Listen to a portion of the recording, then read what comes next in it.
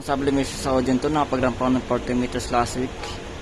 Dito ang printer head, long capping, head clean, Kahit dalawa lang.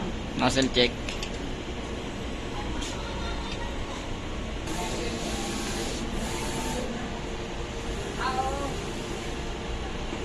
Ito naman ang ink system, nasa tama lang. Nandito na yung stocks ng ink, kompleto. Nandito na yung stocks ng sablay paper. Nandito naman ang waste tank at ang ABR. Ang waste tank ay nalinis kahapon. Ito naman ang nagalit ko sa black, sa yellow, sa cyan, magenta, fluorescent pink, light magenta, fluorescent yellow, light cyan. Dito naman naka daily output. Ito naman naka daily checklist.